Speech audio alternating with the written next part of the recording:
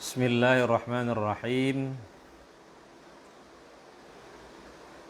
Assalamualaikum warahmatullahi wabarakatuh. Alhamdulillah.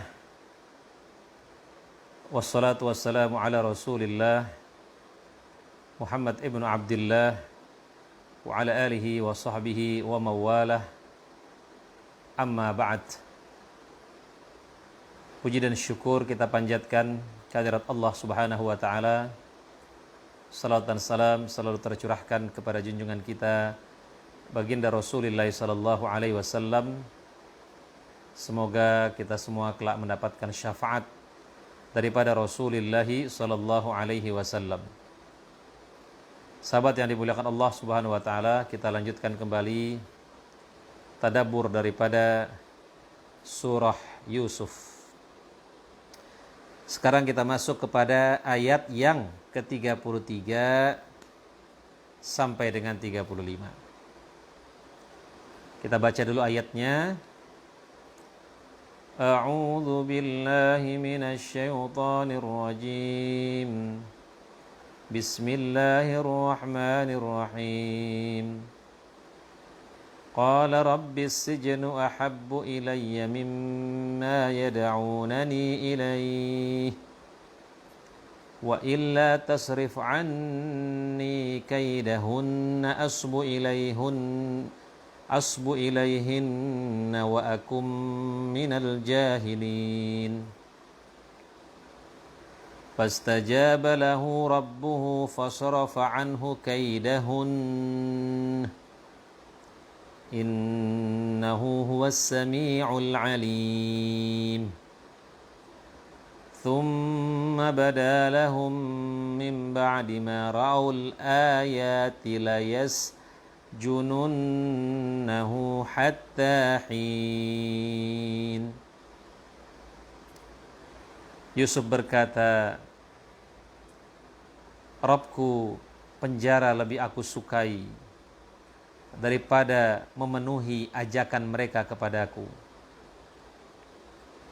Dan jika tidak engkau hindarkan daripadaku tipu daya mereka, tentu aku akan cenderung untuk memenuhi keinginan mereka. Dan tentulah aku termasuk orang-orang yang bodoh. Lalu Rabbnya memperkenankan doa Yusuf, dan dia menghindarkan Yusuf dari tipu daya mereka. Sungguhnya dialah yang maha mendengar lagi maha mengetahui. Kemudian timbul pikiran pada mereka setelah melihat tanda-tanda kebenaran Yusuf, bahwa mereka harus memenjarakannya sampai sesuatu waktu.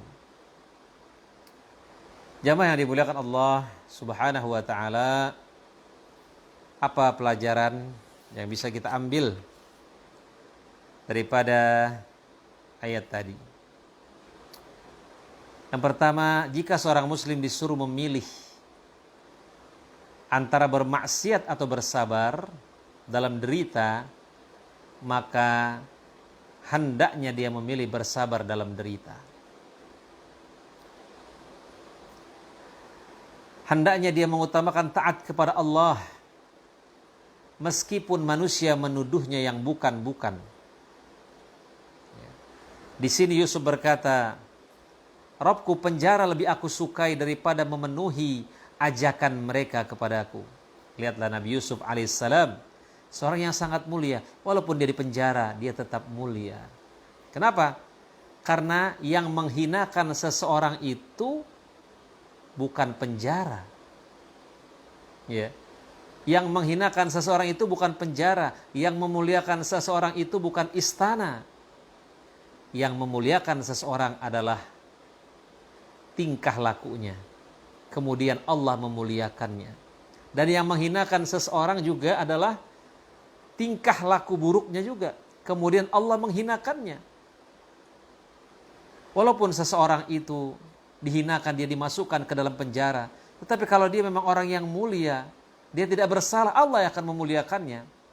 Tetapi walaupun seseorang itu berada dalam istana yang megah, Tetapi kalau memang dia bersalah, Allah akan hinakan dia. Walaupun dia berada di istana yang luar biasa. Karenanya Nabi Yusuf alaihissalam mengatakan, penjara lebih aku sukai. Aku tidak peduli aku di penjara daripada aku memenuhi keinginan mereka. Jamaah yang dimuliakan Allah Subhanahu wa ta'ala. Banyak para ulama yang dipenjara. Imam Ahmad, Sayyid Qutb, bahkan dia syahid di tiang gantungan. Bahkan ulama-ulama Indonesia juga banyak yang dipenjara dan diasingkan. Bagi para ulama itu tidak masalah. Apa yang dikatakan oleh Ibnu Taimiyah? Yang dikatakan oleh Ibnu Taimiyah, sijni rohah. Kalau saya dipenjara, saya istirahat.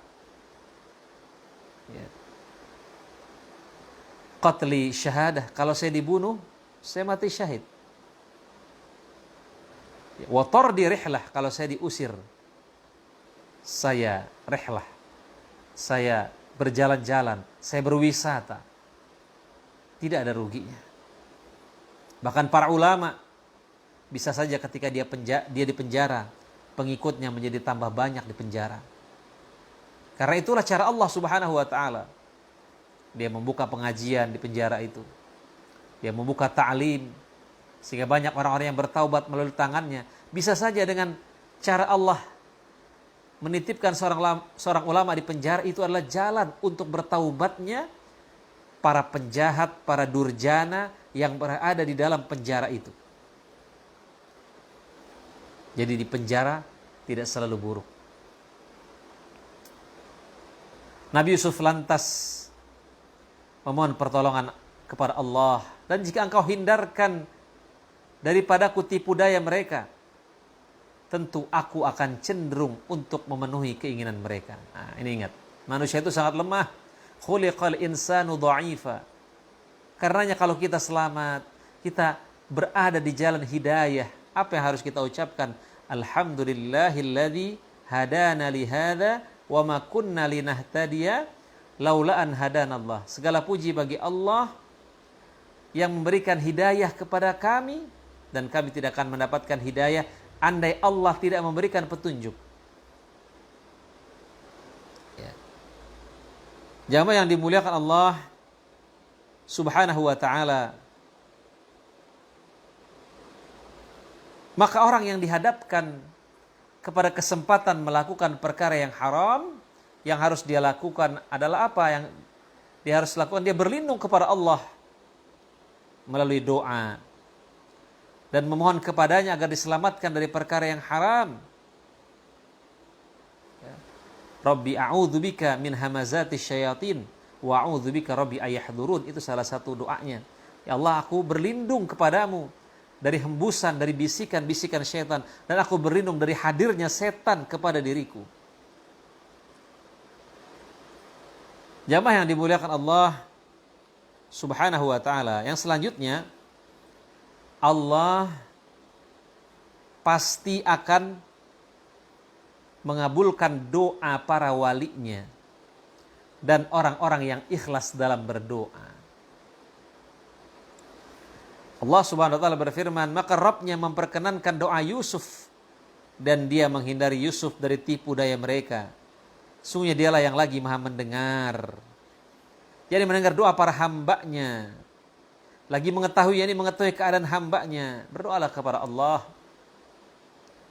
Dan jangan pernah putus asa dalam berdoa. Ud'u Allah, kata Nabi. Wa antum muqinuna bil ijabah. Berdoalah kepada Allah. Dan yakin doa kamu diijabah.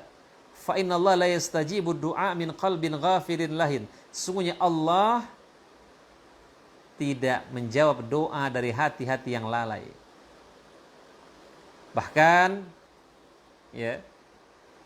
dalam satu hadis qudsi Allah mengatakan, man la yada'uni aghdab alaih. Siapa yang tidak berdoa kepada aku marah kepadanya.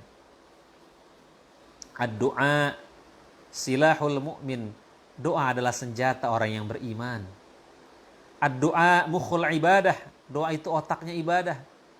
Selama kita berdoa, selama kita terus-menerus berdoa dan tidak pernah kehabisan harapan, maka selama itu kita insya Allah tidak akan binasa.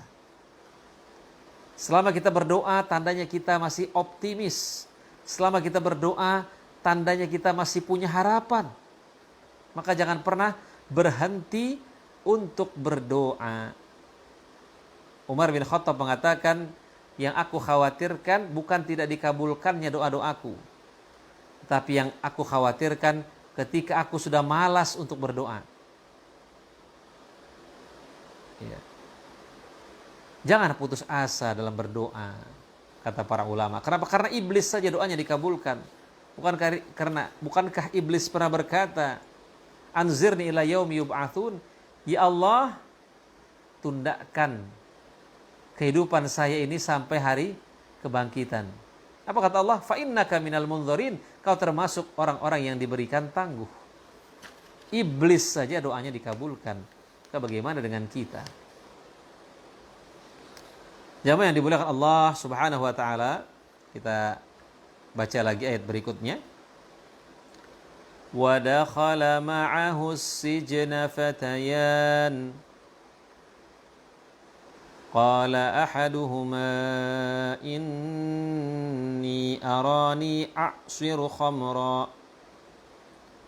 وقال الآخر إني أرني أحمل فوق رأسي خبزا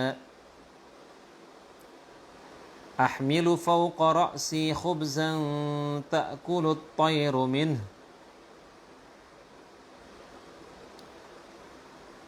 الطير منه نبئنا بتأويله Inna naraka minal muhsinin. Dan bersama dengan dia masuk pula ke dalam penjara dua orang pemuda. Berkatalah salah seorang di antara keduanya, sungguh aku bermimpi bahwa aku memeras anggur. Dan yang lainnya berkata, sungguh aku bermimpi bahwa aku membawa roti di atas kepalaku. Sebagiannya dimakan burung. Berikanlah kepada kami ta'birnya. Kami memandangmu termasuk orang-orang yang baik. Jamaah yang dimuliakan Allah Subhanahu wa ta'ala. Apa pelajaran daripada ayat ini? Aura kesalihan seseorang dapat dibaca dari raut wajahnya. Ya, kita lihat. Sekarang dua orang itu dipenjara bersama Yusuf. Kenapa keduanya langsung percaya dan mengadukan masalahnya kepadanya? Apakah sebelumnya mereka pernah kenal dan tahu kalau Yusuf itu orang berilmu dan bisa menakwilkan mimpi? Tidak. Kenapa keduanya langsung memilih berkonsultasi kepada Yusuf? Apa jawabannya? Sungguhnya kami memandangmu termasuk orang-orang yang baik. Orang kalau baik, dari wajahnya saja biasanya terlihat, oh ini orang baik. Wajahnya bersinar, wajahnya bercahaya, wajahnya teduh. Kenapa? Karena dia suka berwudu, dia suka tahajud, dia menjaga sholat 5 waktu, sehingga mukanya tuh enak dilihat. Walaupun mungkin dia tidak tampan, dia tidak cantik, tapi enak, adem dilihat. Makanya ada satu ungkapan, sungguhnya melihat orang-orang yang soleh itu mengkilapkan hati. Terkadang melihat orang-orang yang soleh itu sudah menjadi nasihat.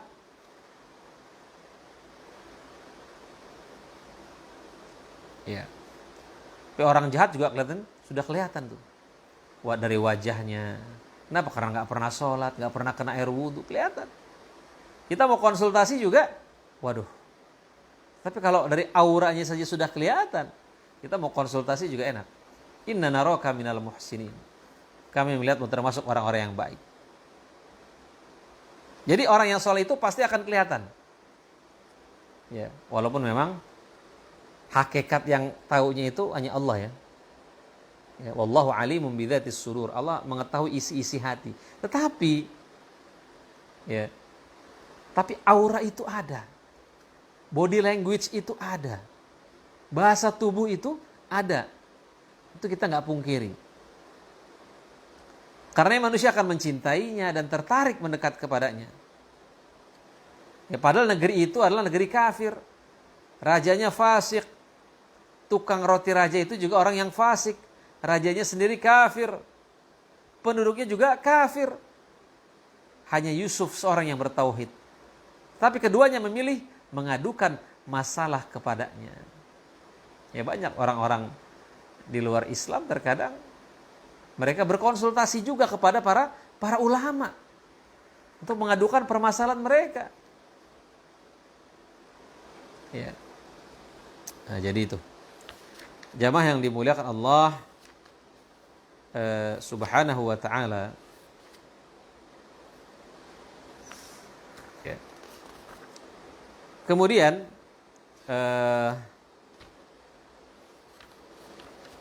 yang selanjutnya adalah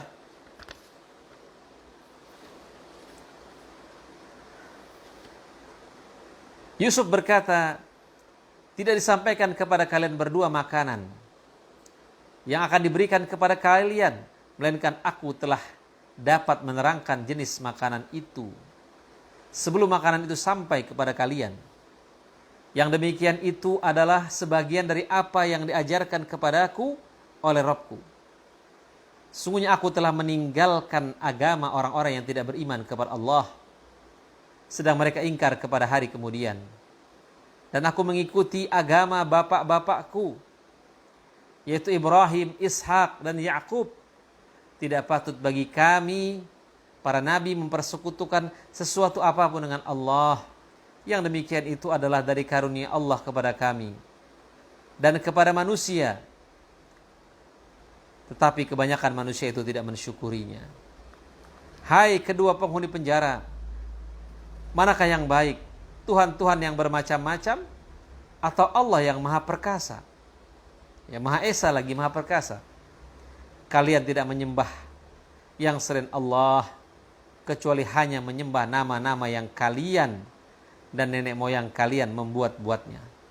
Allah tidak menurunkan sesuatu keterangan pun tentang nama-nama itu. Keputusan itu hanyalah keputusan Allah. Dan Dia telah memerintahkan agar kalian tidak menyembah selain Dia. Itulah agama yang lurus. Tetapi kebanyakan manusia tidak mengetahui. Hai kedua penghuni penjara, adapun salah seorang di antara kamu berdua akan memberi minum tuannya dengan khamr. Adapun yang seorang lagi maka dia akan disalib, lalu burung memakan sebagian dari kepalanya. Telah diputuskan perkara yang kalian berdua menanyakan kepadaku. Dan Yusuf berkata kepada orang yang diketahuinya akan selamat di antara keduanya, terangkanlah keadaanku kepada tuanmu. Lalu setan menjadikannya lupa menerangkan keadaan Yusuf kepada tuannya. Karena itu tetaplah dia Yusuf dalam penjara beberapa tahun lamanya. Sahabat yang dimuliakan Allah Subhanahu wa ta'ala, apa pelajaran yang bisa kita ambil daripada ayat ini? Sebelum seorang da'i mendakwahkan kebenaran di tengah masyarakat, dia harus bisa meyakinkan bahwa pilihan mereka mencari kebenaran kepadanya sudah tepat. Dia harus bisa membuat mereka percaya akan kapasitasnya sebagai da'i. Nah, ini. Jadi sebelum kita berdakwah, kita harus membangun kapasitas.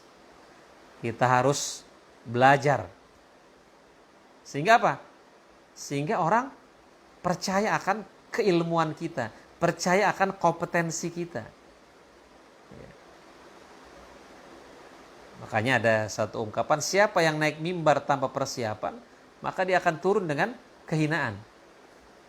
Itu baru naik mimbar saja, apalagi sampai berbicara, berfatwa. Ya. Nah, di sini Nabi Yusuf terlebih dahulu mengatakan tidak disampaikan kepada kalian berdua makanan. Ya, beliau tidak langsung menjawab takwil mimpi, karena beliau ingin mereka percaya dulu kepada beliau. Percaya enggak nih? Ya. Seorang dai harus bisa meraih kepercayaan masyarakat terlebih dahulu sebelum berdakwah, ini penting. Sebagaimana Rasulullah SAW sebelum Rasulullah berdakwah, Rasulullah sudah memiliki gelar Al-Amin, orang yang bisa dipercaya. Makanya ketika beliau menyampaikan, ya, Rasulullah bertanya, apakah kalian percaya? Percaya. Ma jarabna alaika kadziban. Kami tidak pernah mendapati engkau sebagai seorang pendusta. Maka membangun track record itu penting. Sehingga ketika kita mau mencalonkan diri menjadi pejabat, ya, menjadi RT, menjadi RW, menjadi lurah, menjadi gubernur, orang udah percaya. Sebagaimana Rasulullah SAW sebelum menjadi Rasul sudah memiliki gelar Al-Amin. Sebelum menjadi Rasul pun beliau sudah dipercaya untuk memecahkan permasalahan-permasalahan umat. Salah satunya ketika menaruh Hajar Aswad. Ketika orang-orang kafir Quraisy merenovasi Ka'bah, lalu mereka ini bertengkar siapa yang menaruh Hajar Aswad. Lalu akhirnya mereka mempercayai Rasulullah untuk memberikan solusi. Ya. Nah, jamaah yang dimuliakan Allah Subhanahu wa ta'ala, yang selanjutnya dakwah pertama yang harus disampaikan seorang dai adalah tauhid. Ya. Sebagaimana Rasulullah SAW mengutus Mu'az ke Yaman. Dan apa pesan Rasulullah? Kamu akan mendatangi kaum ahlil kitab. Maka hendaknya yang pertama kau serukan kepada mereka adalah ibadah kepada Allah. Jika mereka sudah mengenal Allah, beritahukan mereka bahwa Allah mewajibkan kepada mereka salat 5 waktu dalam sehari semalam. Jika mereka telah mengerjakannya, maka beritahu mereka bahwa Allah mewajibkan zakat pada harta mereka yang diberikan kepada orang-orang miskin di antara mereka. Jika mereka mematuhi ajakanmu, maka hindarilah dari mengambil barang-barang berharga yang dimiliki manusia. Ya. Nah, jamaah yang dimuliakan Allah Subhanahu wa ta'ala. Ya. Nabi Yusuf berkata, aku mengikuti agama-agama bapakku Ibrahim, Ishak, Yakub. Ya. Tidak patut bagiku mempersekutukan Allah dengan sesuatu apapun. Setelah sebelumnya dia berkata, sungguhnya aku telah meninggalkan agama orang-orang yang tidak beriman kepada Allah, sedang mereka ingkar pada hari kemudian. Ini dia. Ini kan dakwah tauhid. Yang dibenari tauhidnya dulu. Karena tauhid ini adalah asas, tauhid ini adalah fondasi. Kalau tauhidnya tidak benar, maka ibadah-ibadah lainnya tidak akan diterima. Contoh misalnya orang sholat tetapi masih datang ke dukun. Apa kata Nabi? Siapa yang datang ke dukun bertanya tentang sesuatu, dia percaya, maka lam tuqbal lahu sholatun arba'ina yauman. Sholatnya gak diterima 40 hari. Karena tauhidnya belum beres. Ya. Karena Allah tidak mengampuni dosa syirik dan masih mengampuni dosa-dosa selain syirik. Ya. Beliau melanjutkan dakwahnya, hai kedua penghuni penjara, manakah yang baik? Nah ini kan, dakwah tauhid lagi nih. Tuhan-Tuhan yang bermacam-macam atau yang Maha Esa? Yang mereka berdua tanyakan adalah takwil mimpi. Mereka nanya takwil mimpi, tetapi Nabi Yusuf berdakwah tentang tauhid dulu. Jawaban yang mereka tunggu sebenarnya adalah jawaban tentang mimpi. Tapi Nabi Yusuf menjawabnya sebelum menyampaikan perkara yang lebih penting. Itu apa? Tauhid. Ya. Apa itu tauhid? Tahrirun nas min ibadatil ibad ila ibadatillah. Membebaskan manusia dari menyembah kepada manusia menuju menyembah kepada Allah. Dibenarkan dulu tauhidnya. Ya. Nah, dari Anas bin Malik bahwa seorang laki-laki bertanya kepada Nabi, kapankah hari kiamat? Maka beliau balik bertanya, apa yang sudah kamu persiapkan untuk menghadapinya? Orang itu menjawab, aku tidak mempersiapkan banyak salat, saum dan sedekah. Aku hanya mencintai Allah dan Rasulnya. Maka beliau bersabda, anta ma'an man ahbabta. Kamu bersama orang yang kamu cintai. Nah, jadi ya terkadang Rasulullah juga tadi ketika seseorang bertanya, Rasulullah alihkan jawabannya. Kenapa? Mana yang lebih penting? Tahu tentang kapan datangnya hari kiamat atau mempersiapkan diri jika sewaktu-waktu kiamat akan datang? Makanya Rasulullah mengalihkan dari pertanyaan yang kurang penting kepada pertanyaan yang penting. Ya. Tentunya yang lebih penting adalah mempersiapkan diri untuk menghadapi hari kiamat. Kapan datangnya hari kiamat itu urusan Allah. Bahkan Nabi Muhammad aja tidak tahu ketika ditanya oleh Jibril, "Mata sa'ah?" Ya Muhammad, kapan hari kiamat? Apa jawaban Rasulullah? "Mal mas'ulu anha bi'ala minas sa'il." Yang ditanya tidak lebih tahu daripada yang menanya. Nah, dalam kisah Yusuf pun seperti itu. Mereka bertanya tentang ta'wil mimpi, tetapi Nabi Yusuf memberikan informasi tentang tauhid dulu yang dijawab. Karena tauhid lebih penting. Ya, karena khawatirnya kalau tauhidnya belum dibenahi, nanti mereka percaya kepada tahayul tentang ta'wil mimpi. Ya, mimpi itu kan ada, ya kata Nabi, mimpi yang benar itu dari Allah. Mimpi yang buruk itu dari syaitan. Kalau kita mimpi buruk, kata Nabi, jangan diceritakan. Karena mimpi itu tidak akan membahayakan. Cukup meludah ke kiri 3 kali. Dan mimpi yang orang pikirkan ketika dia sadar, lalu mimpi itu terbawa dalam tidur. Ya. Nah, sahabat yang dimuliakan Allah Subhanahu wa ta'ala. Kemudian yang selanjutnya, menakwilkan mimpi sama dengan berfatwa. Allah berfirman, telah diputuskan perkara yang kalian berdua menanyakan.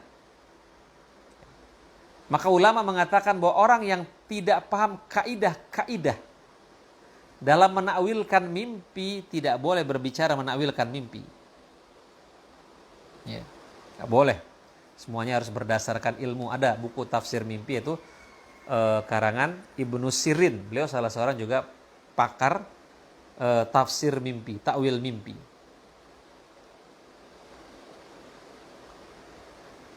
Jamaah yang dimuliakan Allah Subhanahu wa taala, di sini disebutkan sebagian orang ketika Anda menceritakan mimpi kepadanya, dia mengatakan, menurut pengalamanku. Apa ini? Menurut pengalamanku. Gak boleh, harus ada ilmunya. Anda harus menguasai ilmunya. Nah, pada ayat tadi ya, yang telah diputuskan perkara yang kalian berdua menanyakan, meminta fatwa kepadaku, Syekh Sa'ad bin Sa'adi mengatakan, menawilkan mimpi itu seperti berfatwa. Jika dilakukan tanpa ilmu, maka akan berdosa. Seperti berdosanya orang berfatwa tanpa ilmu. Jadi jangan sampai kita berfatwa menjawab sebuah pertanyaan tanpa memiliki ilmu terlebih dahulu. Yang selanjutnya, boleh melakukan upaya-upaya pembebasan diri. Nabi Yusuf berkata, laporkan keadaanku kepada tuanmu. Maksud beliau apa? Jika orang itu bebas, hendaknya dia menceritakan keadaan yang beliau alami kepada raja. Ya. Siapa tahu raja memeriksa lagi kasusnya. Mungkin takutnya raja ini udah lupa karena sudah memenjarakan Yusuf beberapa tahun. Maka ini adalah satu usaha yang boleh, usaha untuk membebaskan diri, membela diri. Coba tolong ceritakan kepada raja tentang aku. Siapa tahu raja memeriksa lagi kasus Yusuf, kemudian akhirnya, oh ternyata Yusuf ini nggak salah. Kemudian dibebaskan. Nah, namun setan telah melancarkan makar kepada para wali Allah. Setan menjadikan lelaki itu lupa untuk menceritakan kepada raja setelah dia bebas. Ya. Nah, jamaah yang dimuliakan Allah Subhanahu wa ta'ala, dia lupa mungkin karena begitu gembiranya. Ya. Karena melihat temannya dihukum mati, sementara dia selamat. Akhirnya dia lupa menginformasikan tentang Nabi Yusuf alaihissalam. Ya. Nah, jamaah yang dimuliakan Allah Subhanahu wa ta'ala, Mungkin itu yang bisa saya sampaikan tentang tadabbur daripada surah Yusuf. Ya. Mudah-mudahan kita bisa lanjutkan pada pertemuan-pertemuan berikutnya. Itu saja mungkin yang bisa saya sampaikan. Kurang lebihnya mohon maaf. Terima kasih atas perhatiannya. Kita tutup dengan doa kafaratul majelis. Subhanaka Allahumma bihamdika asyhadu an la ilaha illa anta astaghfiruka wa atubu ilaik. Assalamualaikum warahmatullahi wabarakatuh.